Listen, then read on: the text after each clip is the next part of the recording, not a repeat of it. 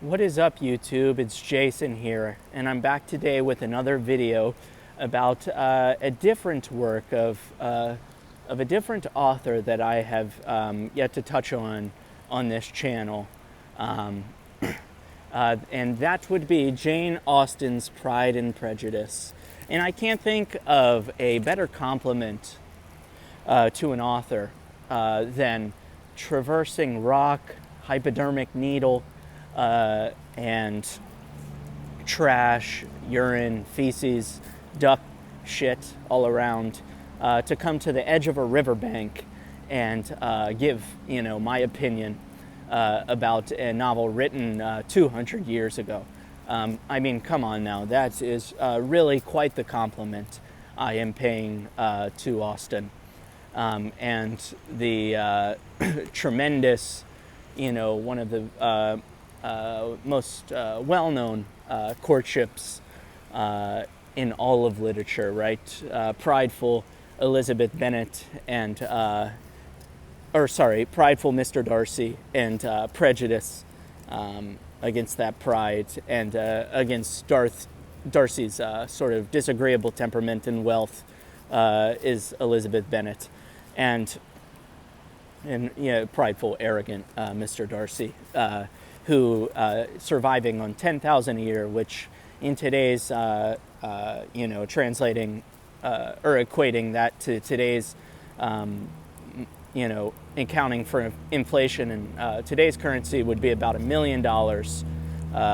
So anyway, I sort of just wanted to briefly touch on how this is a departure from the works I am used to reading, and how, that is sort of, I may be grappling with my own biases, my own prejudices along the reading of this novel. But of course, the unexamined life is not worth living, and in the pursuing knowledge is, as I believe Socrates tells us, pursuing knowledge is preparing for death. Perhaps a symbolic kind of death or actual death, not sure. And that is because you're confronting constantly in pursuing knowledge, you're confronting biases, and you're having to part with old perceptions and old ways of viewing the world, old axioms that held up your foundation of knowledge in turn for accepting new ways of thinking. Okay, and that is sort of my expectation of going into this. I'm used to reading about lonely, isolated men, nihilistic. You think of Dostoevsky and sort of his cast of characters. Not all the time, right? Because you have different men, different characters. They don't always occupy the bottom rungs of society. They're not always so low on the social, economic hierarchy, socioeconomic hierarchy. But oftentimes they are. The underground man, Raskolnikov, lonely, isolated, self-destructive, self-complacent, very smug, and very sure of themselves to point of being detrimental to their character and their also personal growth. And this is quite the departure from that. But at the same time, so there is contrast there between reading Dostoevsky and then going to read Austen. But at the same time, both authors, they are well versed in documenting, the human condition. And regardless of who you are in your background, you face sort of the same trials and tribulations. Not exactly, but we all have to face death. We all face love and heartbreak, and sickness and embarrassment and pride and all these different things, and dealing with people who are arrogant and bullies, and learning that you may be a bully yourself, and accepting your own shortcomings. So these both authors are, well versed in sort of understanding, documenting the human condition, well versed in psychology, sociology. So while there might be this contrast between reading such works, and this difference, I think I'm still going to find something quite redeeming and something quite intriguing about Pride and Prejudice, and we'll just have to see. I'm excited to see how Austen deals with the institution of marriage. Also, how Austen deals with the patriarchy, and I expect the patriarchy to be somewhat on full display. Of course, how the story goes is you have the Bennet family consisting of 5 girls: Jane, Elizabeth, Lydia, Catherine. Jane, Elizabeth, Lydia, Catherine, and Mary. Right? And I seem to like Mary. She's kind of bookish and awkward. She makes this clear distinction between pride and I think vanity, and it's witty. It's intelligent, but she's a bit pedantic, I guess, if I'm saying that right, in the sense that, like, she's so detail-oriented to the point of being boring and sort of awkward, right? A bit obtuse. And so, I want to look at this novel from different perspectives, but I also want to find the seam of empathy, the seam of humanity running throughout, and try to identify with it, even if I'm not somebody who comes from such an affluent background, who is not a socialite, who's not afforded the luxury of living on a $1 million salary a year and having women flocking to him for the chance of marriage, and essentially being considered a benefactor and a savior. Right? Because like I said, you have these 5 Bennet daughters. The Bennet family consists of 5 daughters, so there's no male son, no male heir, essentially, to take over the Bennet estate when the father dies. It's going to go to the cousin, I believe. And you have Mr. Bingley, who has recently moved nearby, taken over the Netherfield Park or something like that. And Mr. Bingley is also wealthy, not quite as wealthy as Darcy. I think Bingley is living on $5,000 a year, so $500,000. The Bennet family is even lower on the pecking order, $200,000. And this presents sort of a problem for the father, as he must come up with dowries if his daughters are to marry, and his father is, or their father is sort of dry humor. Sardonic almost, right? Sarcastic, and we'll see if he can muster up sort of sympathy, but also compassion for his daughters to see them married off, or is he going to be more of an absent father, as many interpretations will have you believe? So we'll see about that. I sort of like the marital conflict and contrast between the mother and the father. The mother is very frantic and very overly caring and worried about her daughters being married off, while the father is sort of just shrugging his shoulders and having a laugh at the mother's nerves.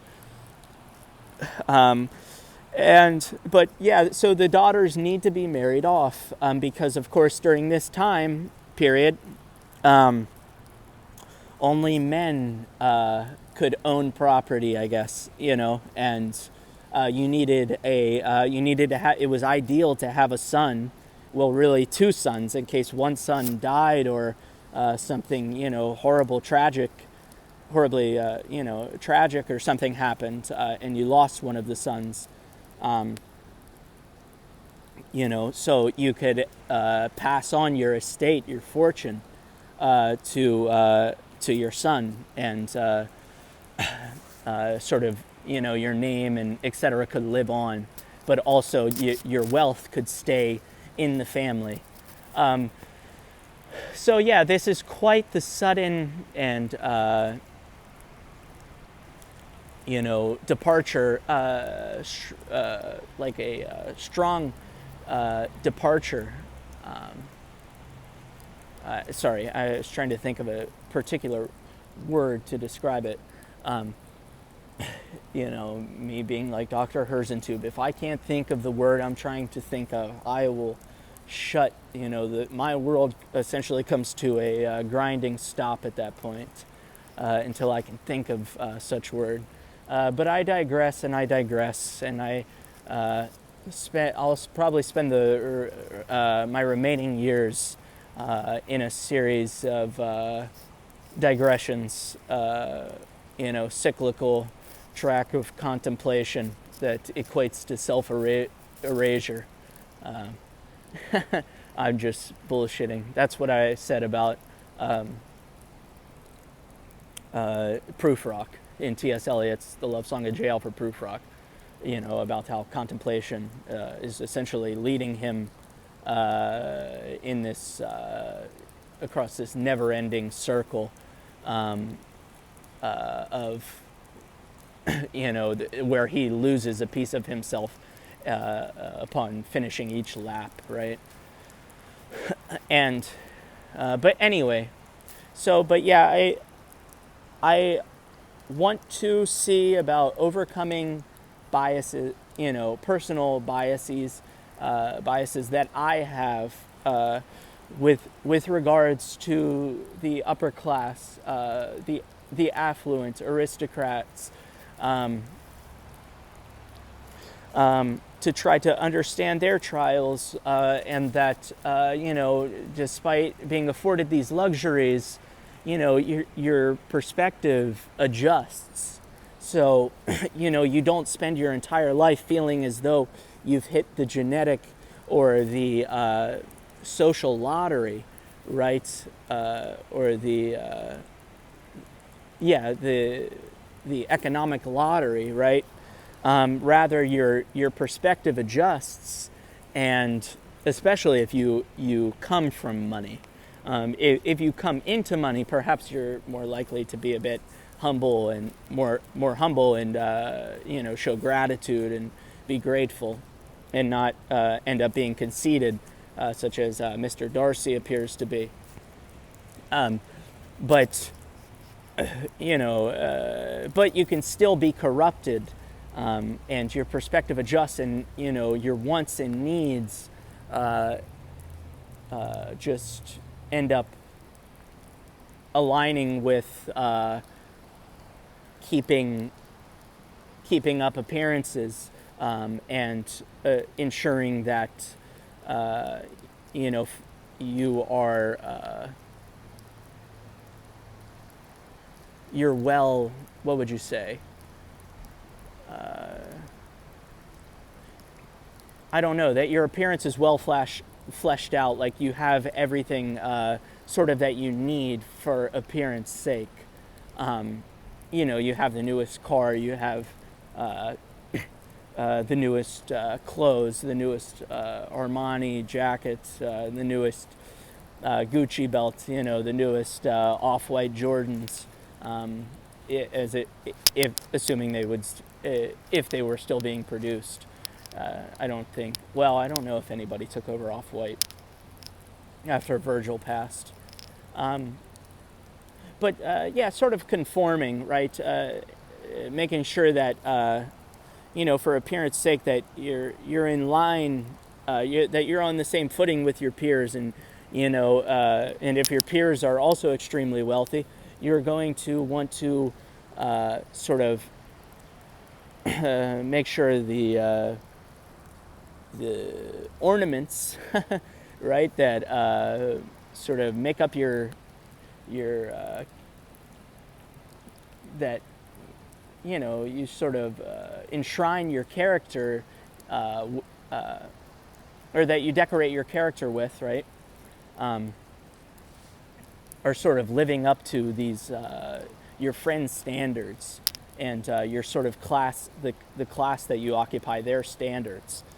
So what I'm hopefully I'm not being confusing, because I'm trying to just think through it myself as I'm making the video.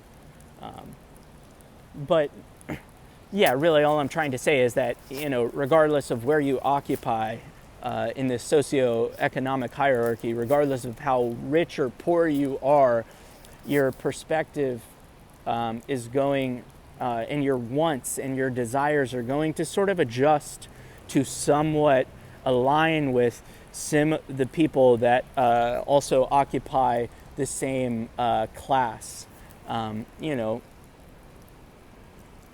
Not always. There is difference, but comparison has a funny way of doing that, and ensuring that, right? So, and so I don't know, but I want to overcome some of these biases that I have, but also just find the seam, the thread of humanity woven throughout this novel. And I want to track it to see sort of what it weaves into being by the story's end, weaves into my consciousness by the story's end. And what then, is illuminated for me.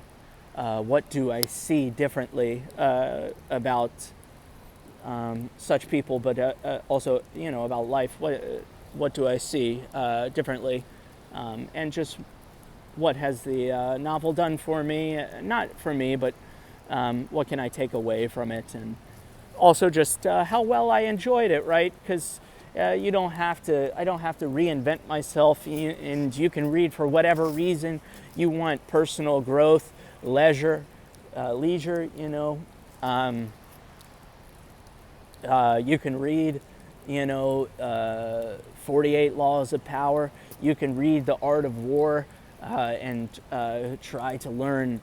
You can read The Prince by Machiavelli, Nicola.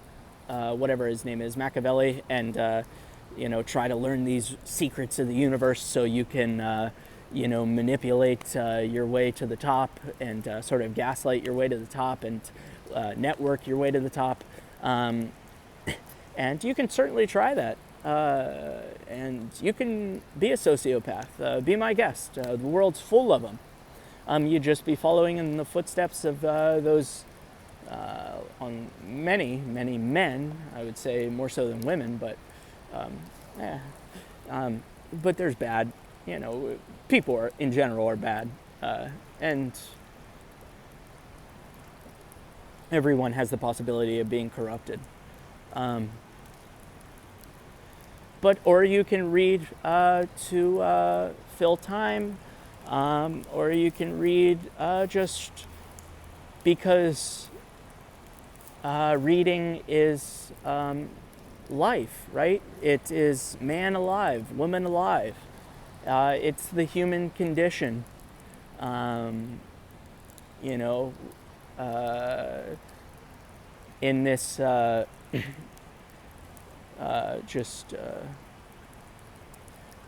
it's documenting this the human condition, that can then be a very transformative experience for others, to learn about the human condition and people from all walks of life. But and that's really why I try to read literature, is because I can't just. I mean, you know, I can't just pick up. I just don't have the finances. But then even also like, but in some respect, I can't pick up, and it's literally impossible to go back to Shakespeare's time, to go to Rome, you know, or to go with Julius Caesar and Mark Antony, and you know, be there when Caesar is stabbed to death by these conspirators who are who feel Rome. I think Rome, right, shouldn't be ruled by one man, Brutus and Cassius. I can't literally go there, right? I can't physically go there. I can't go to that time. I can't, you know, enter a time machine and go back or go forward, right, to George Orwell's mock universe, hypothetical universe. But I can read about these universes, and I can also read about these time periods, and I can develop feelings for these characters and emotions for these characters, and in that way these characters gain life through me and through my consciousness, and they breathe the air that I breathe in that through that way,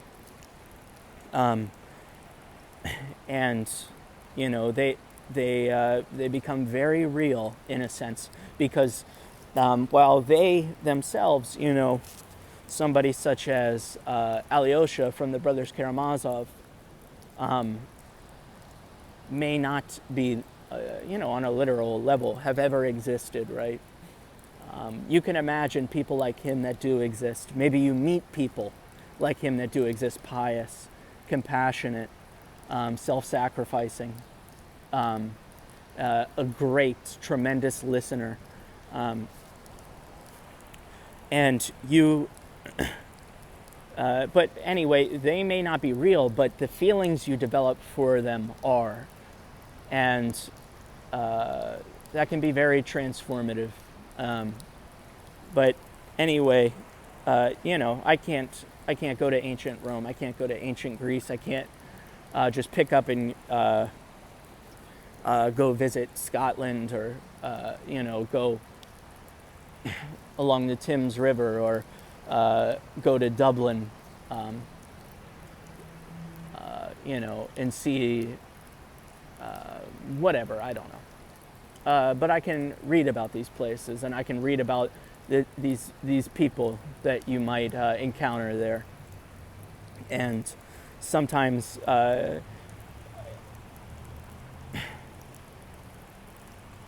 you know, they say, I've heard this quote, and it was from this fellow YouTube channel, and I may have mentioned it in a previous video. A good book collection should not substitute and replace, but augment and aid. You know, books shouldn't replace, you know, be a replacement for life. Such as, like, we have social media today, like how you live vicariously through these, through others, through influencers, you know, through Charlie D'Amelio doing whatever dance she does on TikTok, or through, I don't know, what, you know, whatever you see, you know, whatever media you you like to consume, right? But so we shouldn't constantly live vicariously through these people, or have it serve as a substitute for going out and living our own life, and carving our own way, and experiencing life and all the pleasures and pitfalls it has to offer.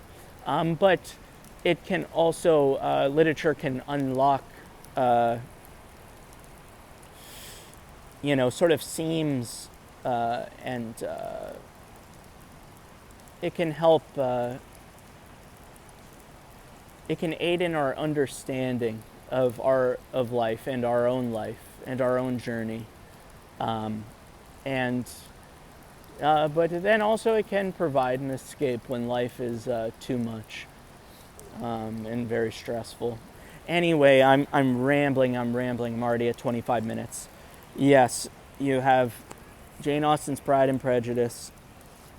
I'm like 5 chapters in or something like that, and so far I like the novel. I like sort of, the witty, dry humor, the arguments that these characters have, that the sisters have, that the Bennett mother and father have. But then I am also interested in just reading and watching this courtship between Darcy and Elizabeth, Jane and Mr. Bingley unfold. And I just wanted to let you guys know that this will be the novel that I probably will be making some more videos about in the future. And really, I just wanted to say that I'm going into this with sort of the intention of finding the common ground, the seam of, common ground between myself and these characters, and following it to see what is revealed to me, and by the stories, and seeing if I can foster read with some applied empathy for these people, despite being from a lower middle class background and reading about these incredibly affluent people, right? So, and I also wanted to read a work by a female. It's also a great classical work that has withstood the test of time, as I mentioned in the beginning. So, you guys have a good day. I'll see you in the next one. Hopefully you can hear me. It's rainy. I'm underneath a train bridge. You got the waterfall behind me, the church in the background, the mailman driving across, Tony. He's making his way into West Virginia. Or no, Maryland. Sorry. Yeah, the images. Yeah, that was West Virginia. So we're standing on the divide between states right now, Maryland and West Virginia. And it's a rainy January day. Should be snowing. I hate these days with a passion because, 20 years ago, it would have been snowing. I feel that in my bones. Like, it wouldn't be 40 degrees and raining. It'd be 28 degrees and snowing. And I wouldn't have to be, looking at such a desolate, depressing landscape, but rather, a landscape, a town blanketed in, frozen ice and snow, and how it really transforms the landscape. I love seeing when it first snows. You sort of forget, not that you forget what snow's like, but you forget how the town looks when fully covered in snow, and it's beautiful to see it's a really special thing experiencing the first snowfall of each winter, the first real snow of each winter. And we have yet to really have a real snowfall. It snowed a little bit like perhaps a month ago or more now. But since then, yeah, it's been like 40 degrees and raining occasionally when it does, when there is precipitation. So yeah, I'm going to stop the video now so my phone doesn't continue to collect any water, or keep getting splashed with water, so my phone isn't getting destroyed. I'll see you guys in the next one. Peace.